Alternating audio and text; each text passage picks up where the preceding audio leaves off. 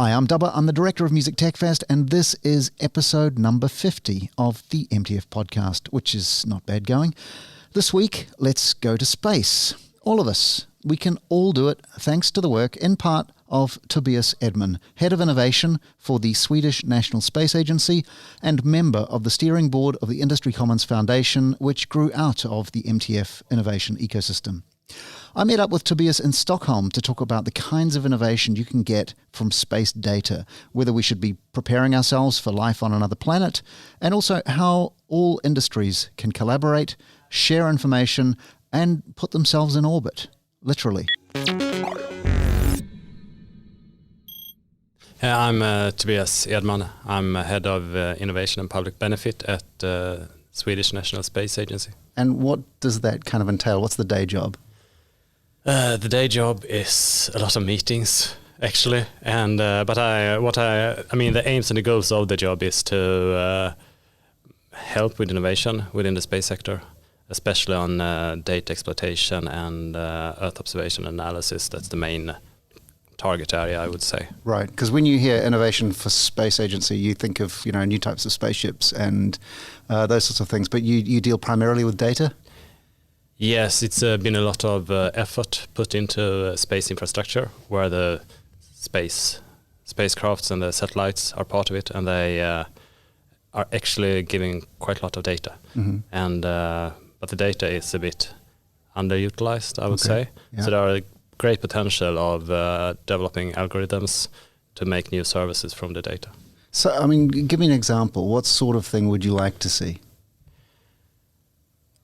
I like to see, for example, it is to some extent already used. It's used in agriculture and for fisheries and forestry, yep. But the analysis could be much better.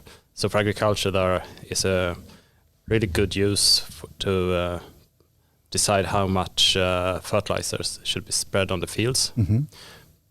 But if it was utilized even more and more farmers used it, then they could learn from each other how to manage the fields in the best way.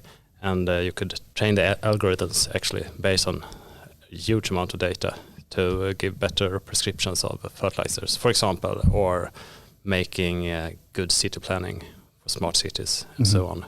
Because the space data thing, I think it's really interesting, because when you're not sort of super familiar with that world and you think of space agency, you think of space data, you think of looking upwards, you think of looking at the stars and looking out, but most of what you do seems to be going up really high and looking down. Yes, there is a lot of things going on looking out as well, but it's really a huge part of the infrastructure is looking down, as that gives the best perspective, actually. And you can cover those enormous areas.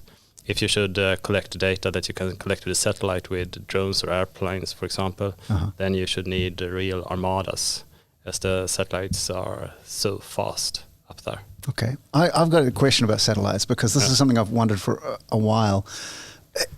Is there the sort of the nightmare collision scenario looming for so many vehicles up there sort of spinning around the Earth?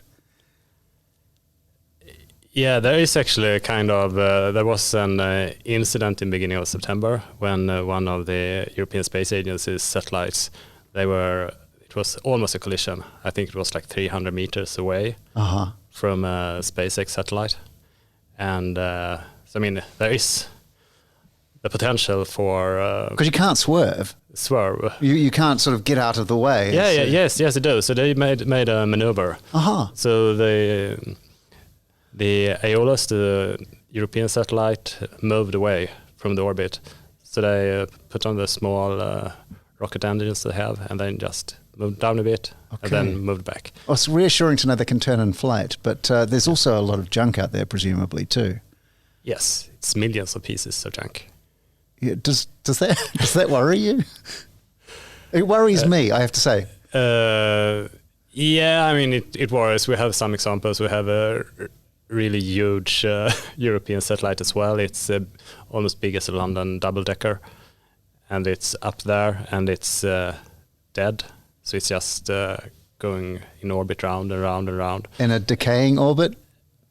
Yeah, it's coming down slowly, but I mean, before that, if that one is hit by another satellite, then there would be a real problem, because then that whole orbit path would be closed actually until everything had swirled down. Mm-hmm. Wow. Okay, and like you say, there are like 1 million pieces up there. Is anyone tracking them all? Yes. Is that your job? No, that's not my job. We actually have one of the guys at the office is responsible for space junk. Wow. Or the space situation awareness. So that he's working with that. We are not tracking ourselves at the space agency, but there are other agencies to track them. So they use radars to track all the objects, to know where they are. Yes or no? Should I worry? No, you don't need to worry, I would say. It's, I mean, the space is really huge. And I mean, and the things that's falling down that don't hurt us, it's, I mean, it's get burned in the atmosphere. But you can worry about the infrastructure, of course. But I think it's rather fairly under control. Most of the satellites has this maneuver ability, so they can move away. Okay, yeah, the fairly under control isn't all that reassuring, but it is mostly the infrastructure thing I'm thinking of, because if we lose GPS or we lose, satellite communications, that radically changes things on the ground for us, surely. Yes, definitely. That would be disastrous, really. If but often it's not all the. I mean, this will be specific orbit areas and so on that would be the most damaged. Okay. I'll be somewhat reassured. Yeah, I think you should be somewhat reassured. And there are also research going on to how to get up there and clean space. Wow. To if a satellite dies, for example, to be able to have other satellites that go up and retrieve them and put them out of orbit. Okay. Just either pushing outwards or inwards. Mm-hmm. Okay. So you're up there collecting data. I mean, you're not personally up there collecting data, but your metal representatives in the sky are out there collecting data. What sort of data is being collected? It's all kind of data. It's we have this. I mean, Europe has this large Copernicus program, which collects a lot of environmental data, and they do it with different kind of sensors. So it's radar satellites that can see through the clouds, where you get really good views of sea surface and objects on the surface and so on. And also you can follow in millimeters how much the land is rising or sinking in different parts of the world. So that's one kind of data where you can you follow infrastructure in a good way. Are we going up or down? Sweden is going mainly up. Yeah, part of it is going down, but then you can have parts, for example, if you have in cities, if you have built a pier or something, you build something on the seabed, that could be going down quite fast, actually. Okay. And it's also infrastructure like railways. If the railway isn't grounded in a sufficient way, then parts of the rail can be sinking and parts can be rising. Right. And it also follows how much groundwater there is. If it's low groundwater, then all the surface is sinking, and then if it's a lot of water, then the whole surface can rise again. And then we have the optical satellites, more or less like a digital camera. Okay. But it's also... I'm thinking Google Earth, that sort of thing? Yeah, that's Google Earth. That's a really high resolution. And then you have different, in compared to a camera, you catch the light in a lot of different wavelengths. So you can see things that you can't see otherwise. If you look into the ultraviolet wavelengths, for example, which we can't see, then you can see parts of the ocean that would be invisible otherwise, for example. And if you go into the infrared domains of light, then you have a lot of effects on vegetation. So it's measurements, essentially. Yeah, it's essentially measurements, and you can mostly see them as some kind of you can make some kind of images of the measurements, even if they aren't really images. You get the data and then you construct an image from the data. And what are you looking for when you're looking outwards from Earth? Outwards, it's the birth of the universe. So it could be like that you're looking on like the black holes and how they are created. You can learn about the solar system, looking at the sun, the planets. It's it's really a lot it's hard to define what you don't look at, I would say, in space. But it's really from everything from how the moons of Jupiter to what is the universe actually. Is there a plan, or do people just kind of follow their curiosity? I guess it's both actually, that they follow the curiosity and then they make the plans based on the curiosity. And really bright people sitting there and just knowing that, I don't understand that really. Or we have this theory here on how the universe works. Mm-hmm.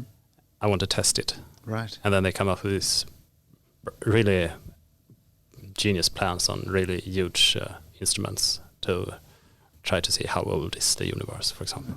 How do you end up there? What sort of kid were you? I was actually always kind of interested in science and interested also in biology. So I'm biology, so I'm not a physicist or something. Interested in landscapes and the movements of animals and how things are connected. Okay. And then I came to geographical analysis and Earth observation in that way. So it's been not straight to space. It's been going the way around through biology. Right, because you. So, I mean, it's not a natural thing to imagine if you're really interested in animals, you should join a space agency.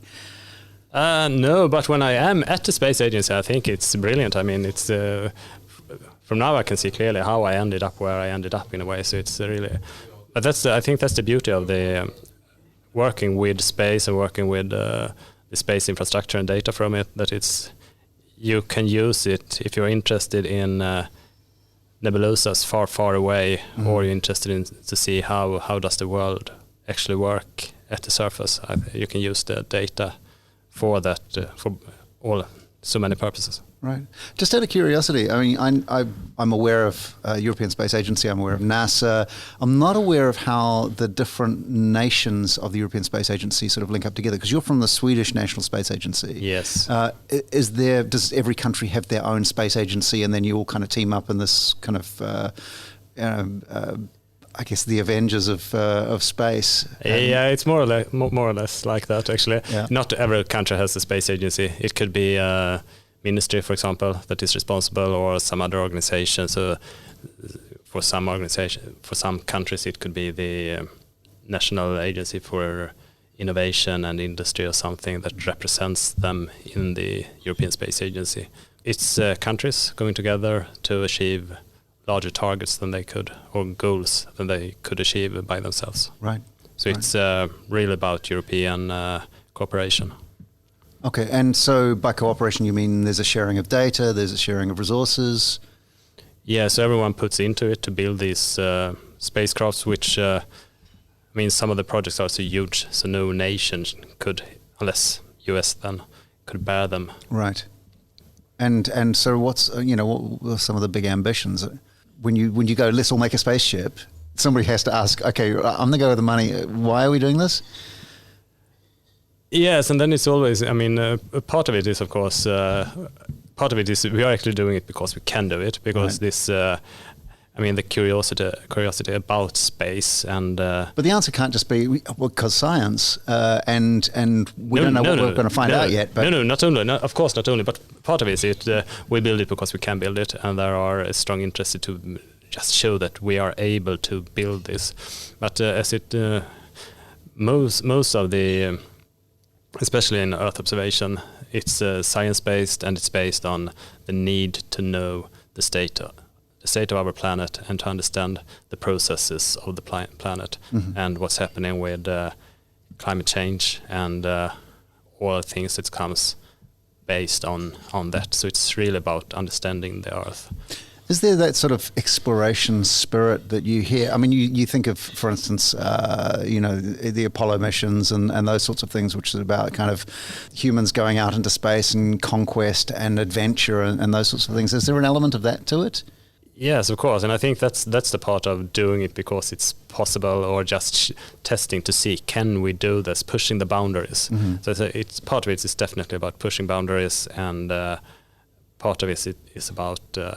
getting good data to understand the system. So I kind of like the mix of it, because otherwise, if you didn't push the boundaries, then you wouldn't be able to get the interesting data that you need to for global sustainability, and that you can use for the public benefit, actually. So it's a dualism that I think is interesting. I think that the interesting thing from the point of view of your job description is that you have all this data, and I guess part of the question is, what else can this data do? What else can we find out? What else can we? How do you go about sort of interrogating that sort of amount of data?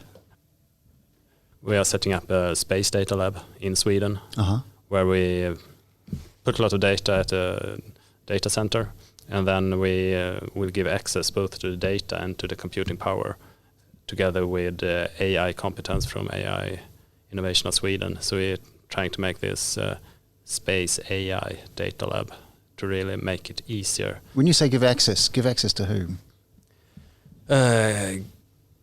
Give access to anyone interested, actually. So we won't start with free and open access. We will start with opening up for developers and for different hackathons and for governmental use and so on. And then hopefully when we get use in it and we can build the bits and pieces that makes things easier, then we should be able to give fairly free access.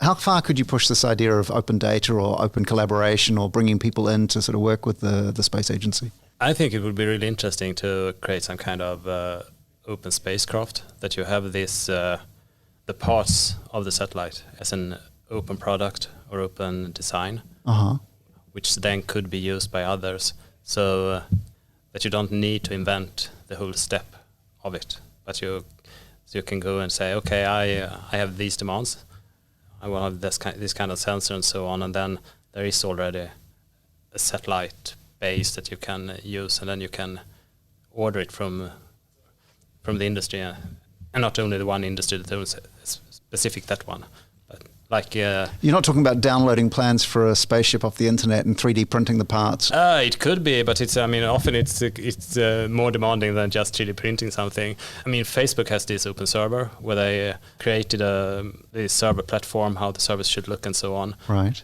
And then they made it freely available, and that could be made for large parts of a spacecraft as well, that you make the design of it freely available. Then you still need to have access to laboratories and clean rooms and a lot of exploding materials as well. Yes, a lot of difficult things would need to have done, but it would be interesting to see what could be made with this kind of could be part of an industrial common or something, that you really share the design of things, and then you can evolve it together and work with it. Because presumably all of the bits of a spaceship are quite proprietary and sort of locked down by a particular organization. Yes, that's the traditional way of doing it. Is that a safer way of doing it?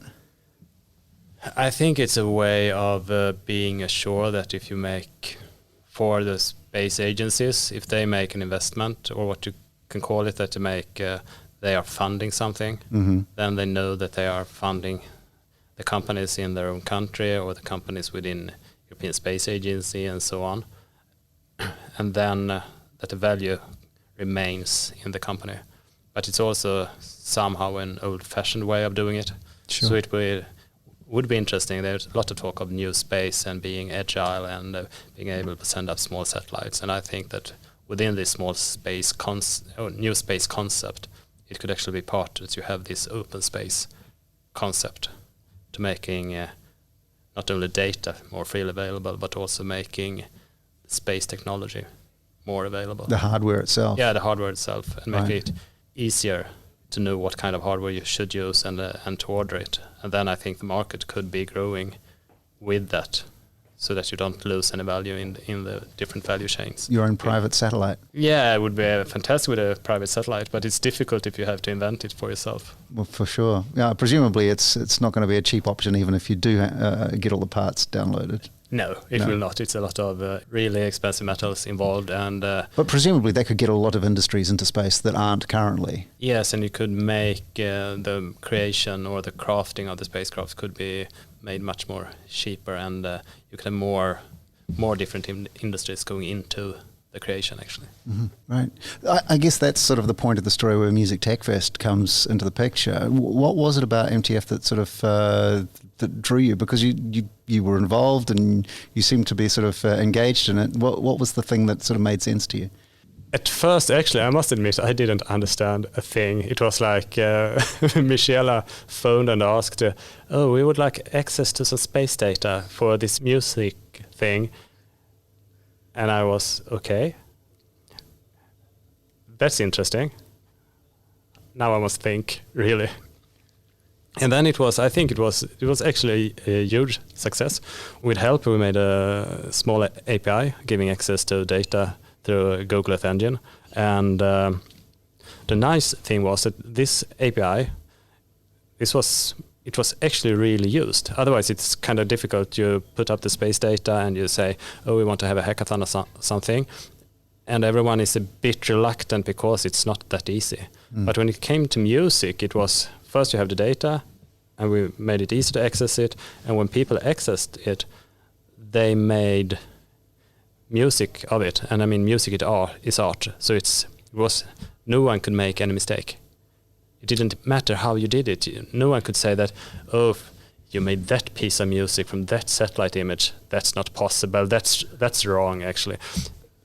Because if you had made a land cover classification or you had made something for forestry or anything, that could easily be said, oh no, that's actually wrong. But with music, nothing could be wrong. So it's really opened up the usability of the data in a really interesting way, I think.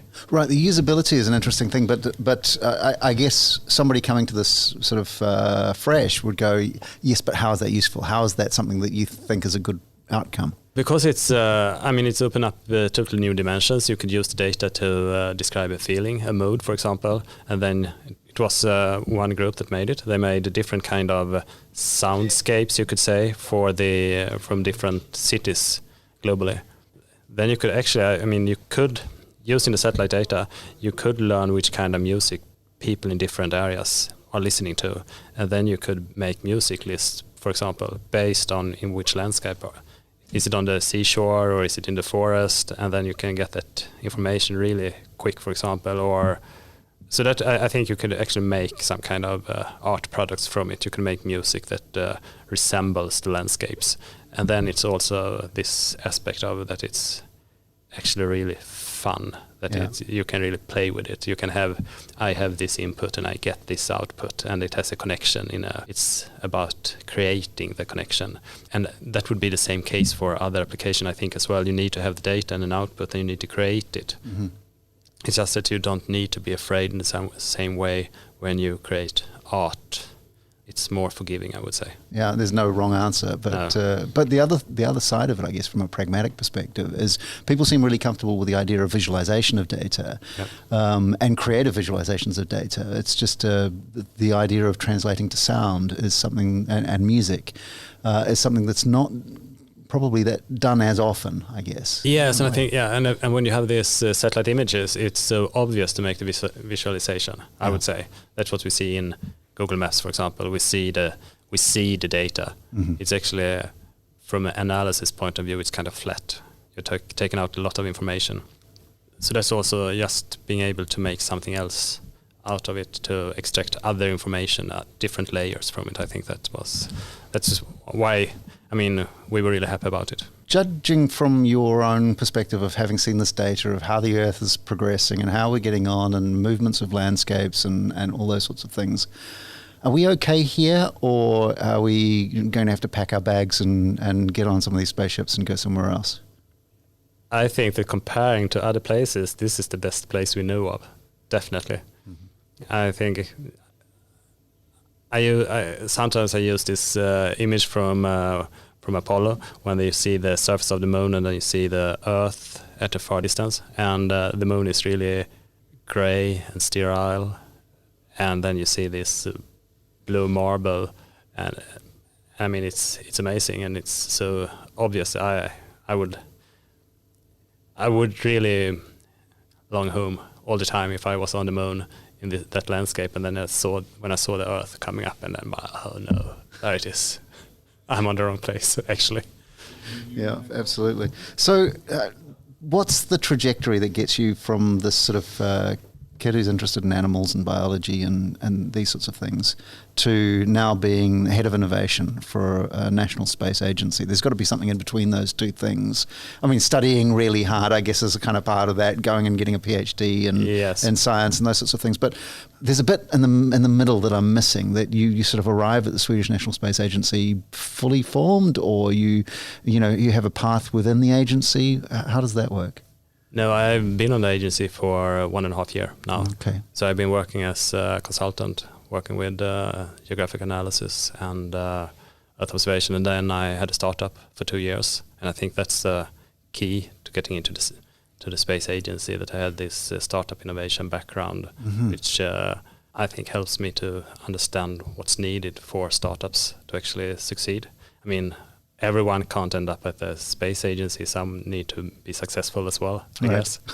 So hopefully I can help them with that. Well, it sounds like a different kind of success, but the idea of space data being the basis on which new startups and entrepreneurship is founded is a really kind of interesting thing. And it's not something that I guess a lot of people sort of think of in a great way. But do you make that data available to sort of entrepreneurs and people who want to start businesses in a particular way in a form that they can use, that they can build on top of and create new businesses? I mean, is that what it's for? Is that the mandate? Yes, it is. Actually, that's one of the goals we have, to make it much easier to access data and to make services based of it, and also to make some kind of, it's much about making also kind of a market as it is now. There is of course a market, but it's a lot of I mean, that's where we are. It's a lot of government money in it, and it's not always that easy to understand where the financing are going and who I should talk to and what to do and so on. So we also, with this Space Data Lab, one of the aims is to make a marketplace where you can actually get money to develop services and then use them both for governmental use and for private and commercial use. So what's the hope with the Space Data Lab? I mean, just that people use it, or is there a sort of an end game in mind? Yeah, it's to improve the use of space data in society. That's the main goal, to have more public benefit from space data, to make sure that it's really used.